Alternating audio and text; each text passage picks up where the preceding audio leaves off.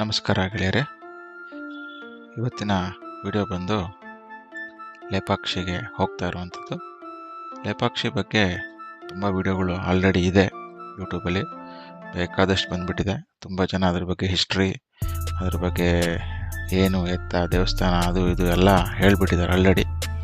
ಆದರೆ ಈ ವಿಡಿಯೋದಲ್ಲಿ ನೀವು ಒಂದು ಸ್ವಲ್ಪ ಸಣ್ಣದಾಗಿ ತಿಳ್ಕೊಬೇಕು ಅಂತಂದರೆ, ಲೇಪಾಕ್ಷಿ ಅನ್ನೋ ಹೆಸರು ಬಂದಿದ್ದು ರಾಮಾಯಣದ ಕಾಲದಲ್ಲಿ. ರಾವಣ ಸೀತೆಯನ್ನು ಅಪಹರಿಸಿಕೊಂಡು ಹೋಗುವಾಗ ಆವಾಗ ಬಂದಂಥ ಜಟಾಯು ಪಕ್ಷಿಯನ್ನು ತಡಿಬೇಕಾದ್ರೆ ಅವನು ಪ್ರಯತ್ನಿಸಿ ಬಿಡ್ದಿರ್ತಾನೆ.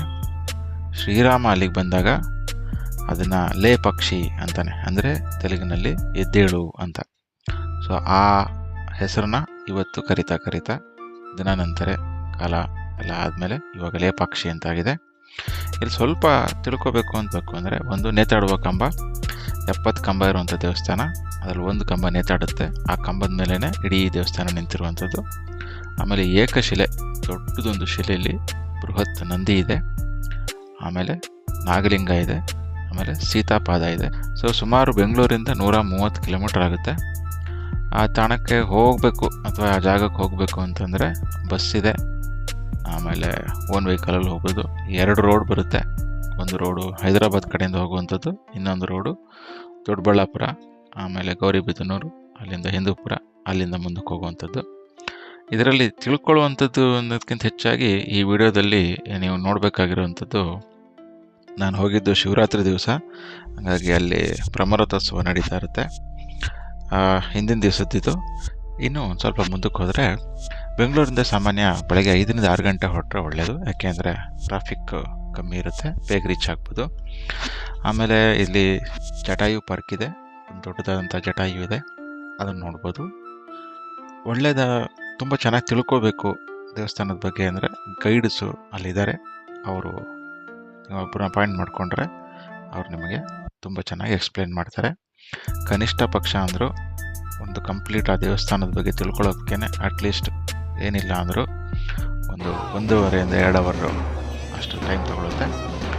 ಇದೆಲ್ಲ ಆದಮೇಲೆ ನಿಮಗೆ ಬೇಕಾದಷ್ಟು ಹೈವೇಗಳಲ್ಲಿ ತಿಂಡಿ ತಿನಿಸು ತಿನ್ನೋದಕ್ಕಾಗಲಿ ಅಥವಾ ಊಟಕ್ಕಾಗಲಿ ಒಳ್ಳೊಳ್ಳೆ ರೆಸ್ಟೋರೆಂಟ್ಸು, ಹೋಟೆಲ್ಸು ಇದೆ.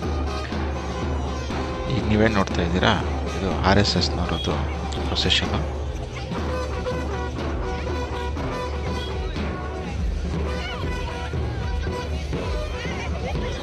ಅದಾದಮೇಲೆ ನಾವು ನೆಕ್ಸ್ಟ್ ಡೇ ದೇವ್ರನ್ನ ಒಂದು ಪ್ರೊಸೆಷನ್ ಮಾಡ್ಕೊತ ಎಲ್ಲ ಬೀದಿಗಳಲ್ಲೂ ಆಮೇಲೆ ಎಲ್ಲ ಕೇರಿಗಳಲ್ಲೂ ಕರ್ಕೊಂಡು ಹೋಗ್ತಾರೆ. ಉತ್ಸವ ಮೂರ್ತಿ ಅದು. ಆ ಉತ್ಸವ ಮೂರ್ತಿ ಇವಾಗ ಶ್ರೀರಾಮನ ದೇವಸ್ಥಾನದಿಂದ ಎದುರುಗೊಂಡು ಸೀದಾ ರಥದ ಕಡೆಗೆ ಹೋಗ್ತಾ ಇದೆ. ರಥದ ಕಡೆಗೆ ಹೋಗ್ತಾ ನಮಗೆ ನೀವು ಎಡಭಾಗದಲ್ಲಿ ನೋಡಿದ್ರೆ ಒಂದು ಬ್ಯಾಂಕ್ ಇದೆ. ಆ ಬ್ಯಾಂಕ್ನ ಸ್ವಲ್ಪ ಮುಂದಕ್ಕೆ ಹೋದರೆ ಆ ಪ್ರೊಸೆಷನ್ನು ಹಾಗೆ ಕಂಟಿನ್ಯೂ ಆಗುತ್ತೆ. ಕಂಟಿನ್ಯೂ ಆದಮೇಲೆ ನೀವು ನೋಡ್ತಾ ಇರುವಂಥದ್ದು ಇವಾಗ ದೇವರ ಉತ್ಸವ ಮೂರ್ತಿಯ ಹಿಂಭಾಗ. ಈ ಹಿಂಭಾಗ ನೋಡ್ತಾ ಇರುವಂಥದ್ದು. ಇಲ್ಲಿಂದ ಮುಂದಕ್ಕೆ ಹೋದ್ಮೇಲೆ ಎಡಭಾಗದಲ್ಲಿ ರಥ ಇದೆ, ತೇರಿದೆ. ಆ ರಥದಲ್ಲಿ ಈ ದೇವರನ್ನ ಕೂರಿಸ್ಬಿಟ್ಟು ಅಲ್ಲಿ ಪೂಜಾ ಕೈಂಕರ್ಯಗಳನ್ನೆಲ್ಲ ಮಾಡಿ ಮುಂದಕ್ಕೆ ಅದನ್ನು ಎಳೆಯುವಂಥ ಕೆಲಸನ ಮಾಡ್ತಾರೆ ಜನಗಳಿಂದ. ಇದೊಂಥರ ಅದ್ಭುತ ಕ್ಷಣ.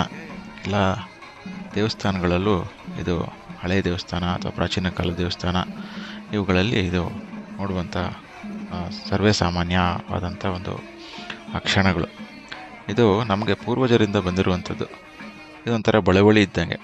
ನಾವು ಇದನ್ನು ಮುಂದುವರ್ಸ್ಕೊಂಡು ಹೋಗಬೇಕು. ನಮಗೆ, ನಮ್ಮ ಮಕ್ಕಳಿಗೆ ಅಥವಾ ನಮ್ಮ ಮುಂದಿನ ಜನ್ರೇಷನ್ನಿಗೆ ಈ ಥರದ್ದೊಂದು ಇದೆ, ಇದು ಮಾಡೋದ್ರಿಂದ ಏನಾಗುತ್ತೆ, ರಥೋತ್ಸವ ಮಾಡೋದ್ರಿಂದ ಏನಾಗುತ್ತೆ. ನೋಡಿ ಎಷ್ಟು ಜನ ಸೇರಿದ್ದಾರೆ. ಸಾಧಾರಣ ಏನಿಲ್ಲ ಅಂದರೂ ಅಲ್ಲೇ ಒಂದು 8ರಿಂದ 10 ಸಾವಿರ ಜನ ಇದರಲ್ಲಿ. ಅದನ್ನು ನೀವು ನೋಡೋದಕ್ಕೇ ಒಂದು ಒಳ್ಳೆ ವೈಬ್ ಆ್ಯಕ್ಚುಲಿ. ಅದು ತುಂಬ ಚೆನ್ನಾಗಿ ಅನಿಸುತ್ತೆ, ನೋಡ್ತಾ ಇರಬೇಕು ದೇವ್ರನ್ನ. ಇದನ್ನೆಲ್ಲ ಮುಂದಿನ ಜನ್ರೇಷನ್ ಅವ್ರು ಹೇಗೆ ಮಾಡ್ತಾರೆ ಅನ್ನೋದೇ ಒಂದು ದೊಡ್ಡ ಕುತೂಹಲ. ಯಾಕೆಂದರೆ ಅದಷ್ಟು ದೊಡ್ಡ ರಥ ಕಟ್ಟೋದು ಅಷ್ಟು ಸುಲಭದ ಕೆಲಸ ಅಲ್ಲ. ಹಾಗೆ ನೀವು ನೋಡಿದ್ರೆ ರಥನ ಕಟ್ಟೋದೇ ಒಂದು ಕಲೆ. ಅದನ್ನು ತಿಳುವಳಿಕೆ ಇದ್ದವರು, ಅಭ್ಯಾಸ ಇದ್ದವರು ಮಾತ್ರ ಕಟ್ಟೋದಕ್ಕೆ ಸಾಧ್ಯ. ನೀವಿಲ್ಲಿ ನೋಡ್ತಿರೋ ರಥ ಕಬ್ಬಿಣದಾಗಿರೋದ್ರಿಂದ ಕಟ್ಟುವಂಥ ಪರಿಸ್ಥಿತಿ ಏನಿಲ್ಲ. ಅದನ್ನು ರೆಡಿಮೇಡ್ ಥರನೇ, ಅಂದರೆ ಆಲ್ರೆಡಿ ಮಾಡಿಟ್ಟಿರುವಂಥ ರಥ ಅದು. ನೀವು ಇಲ್ಲಿ ನೋಡಿದ್ರೆ ಇವಾಗ ಮುಂದಕ್ಕೆ ವಿಡಿಯೋದಲ್ಲಿ ಸುಮಾರು ಜನ ಕೇಸರಿ ಶಾಲ್ನ ಹೊತ್ಕೊಂಡಿದ್ದಾರೆ. ಹಾಗೆಯೇ ಒಂದು ಬಾವುಟ ಕಾಣಿಸುತ್ತೆ ನಿಮಗೆ, ಅದರಲ್ಲಿ ಆಂಜನೇಯನ ಒಂದು ಚಿತ್ರ ಕಾಣಿಸುತ್ತೆ. ಈಗ ನೀವು ನೋಡ್ತಾ ಇರುವಂಥದ್ದು ಮುಂದಿನ ಅಂದರೆ ದೇವಸ್ಥಾನದ ಮುಂಭಾಗದ ದೃಶ್ಯಗಳು. ಇದರಲ್ಲಿ ಎರಡು ಸೈಡಲ್ಲೂ ಅಂದರೆ ಎರಡು ಕಡೆಯಲ್ಲೂ ಅಂಗಡಿಗಳನ್ನು ಹಾಕಿರ್ತಾರೆ.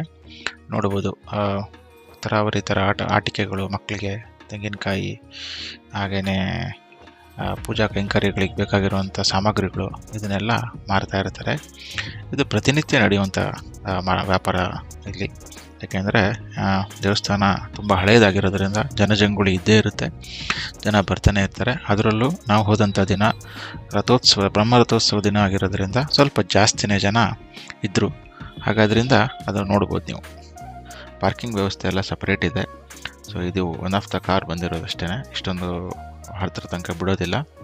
ಇದು ನೋಡಿ, ಒಂದು ಸಣ್ಣದಾಗಿ ಮೆಟ್ಲಿದೆ, ಮೆಟ್ಲು ಹತ್ಕೊಂಡು ಮೇಲಕ್ಕೆ ಹೋಗಬೇಕಾಗತ್ತೆ. ಮೆಟ್ಲು ಹತ್ಕೊಂಡು ಮೇಲಕ್ಕೆ ಹೋದ್ಮೇಲೆ ಸುಮಾರು ಒಂದು 20-25 ಮೆಟ್ಲಿದೆ ನೋಡಿ. ಅವರು ಪಾಪ ಪಕ್ಕದಲ್ಲಿ ಯಾರೋ ಆಗಲೇ ಇದ್ದವ್ರಿಗೆ ಕರ್ಕೊಂಡು ಹೋಗ್ತಾ ಇದ್ದಾರೆ ಅವರು. ಸೊ ಆ ಥರ ಎಲ್ಲ ತುಂಬ ಅರೇಂಜ್ಮೆಂಟ್ಸ್ ಆಗಲಿ ಎಲ್ಲ ಇದೆ. ಇಲ್ಲಿ ಬಲಭಾಗದಲ್ಲಿ ನೀವು ನೋಡಿದ್ರೆ ಅವರೆಲ್ಲ ದೇವಸ್ಥಾನದ ಮುಖ್ಯಸ್ಥರುಗಳು ಕೂತಿರ್ತಾರೆ. ಏನಾದ್ರು ಬೇಕು ಅಂದರೆ ಹೋಗಿ ಅವ್ರ ಹತ್ರ ವಿಚಾರಿಸ್ಕೋಬೋದು. ಹಾಗೆ ಎಡಭಾಗದಲ್ಲಿ ನಮಗೆ ಬೇಕಾಗಿರುವಂಥ ಔಷಧಿ ಸಾಮಗ್ರಿಗಳನ್ನೆಲ್ಲ ಇಟ್ಟಿರ್ತಾರೆ. ಇದು ದೇವಸ್ಥಾನದ ಮುಂಭಾಗಲು ಅಂತಲೇ ಹೇಳ್ಬೋದು. ಒಳಗಡೆ ಹೋಗೋದಕ್ಕೆ ಜಾಗ ನೋಡಿ, ಎಲ್ಲ ಎಷ್ಟು ನೀಟಾಗಿ ಕಟ್ಟಿ ಕ್ಲೀನಾಗಿ ಮಾಡಿಟ್ಕೊಂಡು. ಮಾಮೂಲಿ ಅಂತ ನಾವು ಡೈರೆಕ್ಟಾಗಿ ಬಲಗಡೆಯಿಂದ ಹೋಗ್ಬಿಡ್ಬೋದು. ಆದರೆ ಇಲ್ಲಿ ಇವಾಗ ಏನಾಗಿದೆ ಅಂತಂದರೆ, ಕಟ್ಟಿರುವಂಥ ಜಾಗ ಇರೋದ್ರಿಂದ ಜನ ಜಾಸ್ತಿ. ನೋಡಿ, ಇದು ಧ್ವಜಸ್ತಂಭ, ಅದ್ಭುತ ಇದೆ ಆ್ಯಕ್ಚುಲಿ. ಇಷ್ಟು ದೊಡ್ಡದು ಧ್ವಜಸ್ತಂಭ ಇದೆ. ಮುಂದೆ ಬಂದ ಮೇಲೆ ಇಲ್ಲಿ ಲೆಫ್ಟ್ಗೆ ನಮಗೆ ಡಿವೈಡ್ ಮಾಡಿರ್ತಾರೆ, ಯಾಕೆಂದರೆ ಜನ ಜಾಸ್ತಿ ಇದ್ದಿದ್ದರಿಂದ. ಇಲ್ಲಾಂದರೆ ಬಲಭಾಗದಲ್ಲೇ ಸೀದಾ ಹೋಗ್ಬಿಡ್ಬೋದು ದೇವಸ್ಥಾನ ಒಳಗಡೆ. ನೀವು ಇಲ್ಲಿ ನೋಡ್ತಾ ಇರ್ಬೋದು ಎಷ್ಟು ದೊಡ್ಡ ಕಂಬಗಳಿದ್ದಾವೆ, ಹೆಂಗೆ ಕಟ್ಟಿದ್ದಾರೆ ಇದನ್ನೆಲ್ಲ. ಇದೆಲ್ಲ ಕೃಷ್ಣದೇವರ ಕಾಲದಿಂದನೂ ಹಿಂದೆ ಕಟ್ಟಿ ಮಾಡಿರುವಂಥದ್ದು ಅಂತ ಹೇಳ್ತಾರೆ. ನೀವು ಅದರದ್ದು ಹಿಸ್ಟ್ರಿ ನೀವು ತುಂಬ ಜನ ಮಾಡಿಬಿಟ್ಟಿದ್ದಾರೆ. ಸುಮಾರು 16ನೇ ಶತಮಾನದಲ್ಲಿ ಅಂತ ಅದನ್ನು ಹೇಳ್ತಾರೆ. ವಿರೂಪಣ್ಣ ಮತ್ತು ವೀರಣ್ಣ ಸಹೋದರರು ಕಟ್ಟಿಸಿದ್ದು ಅಂತ ತುಂಬ ಕನ್ನಡ ಶಾಸನಗಳಿದ್ದಾವೆ ನೋಡಿ. ಬಲಭಾಗದಲ್ಲಿ ಏನು ಅಲ್ಲಿ ಒಂದು ಕಟ್ಟಿ ಇಟ್ಟಿದ್ದಾರೆ, ಅದರಲ್ಲಿ ಶಾಸನ ಇದೆ. ಸೊ ಯಾರು ಹೋಗಬಾರ್ದು ಅನ್ನೋ ಕಾರಣಕ್ಕೆ ಅದನ್ನು ಕಟ್ಟಿಟ್ಟಿದ್ದಾರೆ.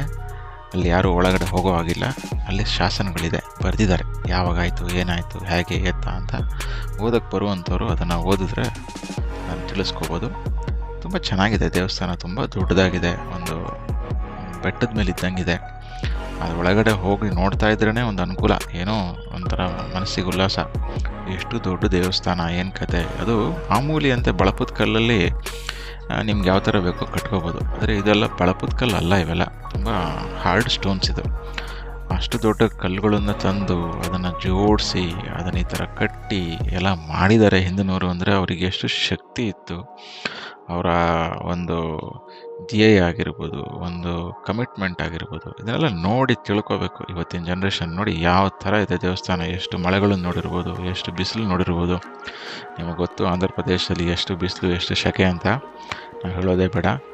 ಅಂಥ ಸೆಕೆಯಲ್ಲೂ ಅಷ್ಟು ಬಿಸಿಲಿದ್ರೂ ಸಹಿತ ಒಂದು ಚೂರು ಅಲ್ಲಾಡಲ್ಲ ದೇವಸ್ಥಾನ, ಹಾಗೇ ಇದೆ. ಅಂದರೆ ಯಾವ ಥರ ಅದನ್ನು ಇಂಜಿನಿಯರಿಂಗ್ ಮಾಡಿ ಕಟ್ಟಿರ್ಬೋದು ಅನ್ನೋದು. ನಾನು ಆವಾಗಲೇ ತಿಳಿಸ್ದಂಗೆ ಇದು ಒಂದೇ ಒಂದು ಕಂಬದ ಒಂದು ಆಧಾರ ಸ್ತಂಭ ಮಾಡಿಕೊಂಡು ಅದನ್ನು ದೇವಸ್ಥಾನನ ಕಂಪ್ಲೀಟಾಗಿ ಕಟ್ಟಿದ್ದಾರೆ. ಬ್ರಿಟಿಷರ ಕಾಲದಲ್ಲಿ ಆ ಕಂಬ ಏನಿದೆ ಅದನ್ನು ಎಳೆದು ಟ್ರೈ ಮಾಡಿದ್ದಾರೆ ಅವರು, ಹೆಂಗಿದೆ ಇದು ಟೆಕ್ನಾಲಜಿ ತಿಳ್ಕೊಳ್ಳೋಣ ಅಂತ. ಇಡೀ ದೇವಸ್ಥಾನ ಅಲ್ಲಾಡ್ಬಿಡ್ತಂತೆ. ಇದನ್ನು ಹಿಂದಿನ ಅಲ್ಲಿ ಅರ್ಚಕರಾದಂಥವ್ರು ಹೇಳ್ತಾಯಿದ್ರು. ಅದನ್ನು ತಿಳ್ಕೊಳ್ಳೋದ್ರಲ್ಲೇ ಒಂದು ಕೇಳೋದ್ರಲ್ಲೇ ರೋಮಾಂಚನ ಆಗುತ್ತೆ ನೋಡಿ, ಯಾವ ಥರ ದೇವಸ್ಥಾನ ಕಟ್ಟಿದ್ದಾರೆ ಅನ್ನೋದನ್ನು. ಇಲ್ಲಿ ಒಳಗೆ ಹೋದರೆ ನಾಗಲಿಂಗ ಕಾಣುತ್ತೆ. ನಾವು ಹೊರಗಡೆ ಬಂದ್ವಿ. ಇದು ಮಂಟಪ ಅಂತ. ಇದಕ್ಕೊಂದು ಕಥೆನೇ ಇದೆ ಆ್ಯಕ್ಚುಲಾಗಿ. ಅಚ್ಯುತ ದೇವರಾಯ ಅನ್ನೋ ರಾಜ ಆಗಿರ್ತಾನೆ, ಅವನು ಕೃಷ್ಣದೇವರಾಯನ ಅಳಿಯ. ಅವನ ಸಾವಾಗುತ್ತೆ. ಸಾವಾದಾಗ ಆ ಖಜಾನೆಯಿಂದ ದುಡ್ಡು ಕೊಡುವಂಥದ್ದು ಈ ದೇವಸ್ಥಾನ ಕಟ್ಟಿಸೋದಕ್ಕೆ ನಿಂತು ಹೋಗುತ್ತೆ. ಬೇರೆ ರಾಜ ಬಂದಾಗ ಆ ವಿರೂಪಣ್ಣನ ಆಗಲೇ ಇದ್ದಂಥವ್ರು ಹೋಗಿ ಅವನಿಗೆ ಚಾಡಿ ಹೇಳ್ಕೊಟ್ಟು ಅವನ ವಿರೂಪಣ್ಣನ ಕರ್ಕೊಂಡ್ಬಂದು ಇಲ್ಲಿ ಕಣ್ಣನ್ನು ತೆಗೀರಿ ಅಂತ ಹೇಳ್ತಾರೆ. ಆದರೆ ವಿರೂಪಣ್ಣ ಅಲ್ಲಿ ಹೋಗಿ ಕಣ್ಣು ತೆಗೆಸ್ಕೊಳ್ಳೋದೇನು ಅಂತ ಹೇಳ್ಬಿಟ್ಟು ಇಲ್ಲೇ ಕಣ್ಣನ್ನು ತೆಗೆದು ಗೋಡೆಗೆ ಎಸ್ತಿದ್ದಾನೆ. ವಿರೂಪಣ್ಣ ಎಸ್ತಂಥ ಕಣ್ಣಿನ ಕುರುಹುಗಳಿದು. ಆಂಜನೇಯ, ಇದು ಮುಂದೆ ನೋಡ್ತಾ ಇರುವಂಥದ್ದು ಆಂಜನೇಯ ಮೂರ್ತಿ. ಇದರಲ್ಲಿ ಗೆಳೆಯರೇ ನೀವು ನೋಡ್ಕೋಬೇಕಾಗಿರೋಂಥದ್ದು ಇದು ಅವತ್ತಿನ ಕಾಲದ ಊಟದ ತಟ್ಟೆ ಅಂತ ಹೇಳ್ತಾ ಇದ್ರು ಜನ. ಅದನ್ನೆಲ್ಲ ಕಟ್ಟಬೇಕಾದ್ರೆ ಇಷ್ಟು ನುಡ್ದಾಗಿದ್ರು ಅವರು, ಯಾವ ಥರ ಊಟ ಮಾಡ್ತಾಯಿದ್ರು, ಆಮೇಲೆ ಆಟ ಆಡ್ತಾಯಿದ್ರು ಅನ್ನೋದನ್ನು ತೋರಿಸ್ಕೊಡುತ್ತೆ. ಇದು ಆಂಜನೇಯ ಮೂರ್ತಿ, ಇದು ಭಾರಿ ಚೆನ್ನಾಗಿದೆ ನೋಡೋದಕ್ಕೆ, ಎರಡು ಕಣ್ಣು ಸಾಲದು. ಇವಾಗ ಕೆಳಗಡೆ ನೀವು ನೋಡಿದ್ರೆ ಗೊತ್ತಾಗುತ್ತೆ, ಇದು ಸೀತಾದೇವಿಯ ಒಂದು ಪಾದ ಅಂತ ಹೇಳ್ತಾರೆ. ಅಲ್ಲಿ ನೋಡಿ 365 ದಿವಸನೂ ಸಹಿತ ನೀರಿದ್ದೇ ಇರುತ್ತೆ. ಇಂಥ ಬಿಸಿಲು ಕಾಲದಲ್ಲೂ ಸಹಿತ ನೀರಿರುತ್ತೆ. ಇದು ಒಳಗಡೆ ಬರುವಂಥ ಒಂದು ದೇವಸ್ಥಾನಕ್ಕೆ ಬಾಗಿಲಿದ್ದಂಗೆ. ನಾವೇನು ಹೊರಗಡೆ ನೋಡಿದ್ವಿ ಅದು ಹೊರಗಡೆಯಿಂದ ಆವರಣ, ಅದು ಇದು ಒಳಗಡೆ. ಇದು ಇಲ್ಲೆಲ್ಲ ದೇವರ ಕೈಂಕರ್ಯಗಳು, ಪೂಜಾ ಇದನ್ನೆಲ್ಲ ಮಾಡ್ತಾರೆ ನೋಡಿ. ಅಲ್ಲಿ ಎದುರುಗಡೆ ಕಾಣ್ತಾ ಇರುವಂಥದ್ದು ತುಳಸಿ ಕಟ್ಟೆ. ಇಲ್ಲಿಂದ ಮುಂದೆ ನಾವು ಸ್ವಲ್ಪ ಮುಂದಕ್ಕೆ ಹೋದ್ರ ಮೇಲೆ ನಮಗೆ ಸಿಗುವಂಥದ್ದು ಒಳಗಡೆ ಇರುವಂಥ ಒಳಾಂಗಣ.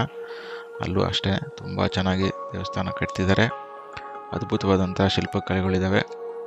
ಇದ್ರ ಬಗ್ಗೆ ಎಲ್ಲ ನಾನು ಆಲ್ರೆಡಿ ಹೇಳ್ದಂಗೆ ತುಂಬ ವೀಡಿಯೋಸ್ ಇದೆ, ತಿಳ್ಕೊಬೋದು. ಹಿಸ್ಟ್ರಿ ಹೇಳೋದಕ್ಕೆ ಅಂತಲೇ ಒಂದು ದೊಡ್ಡ ವಿಡಿಯೋ ಇದೆ.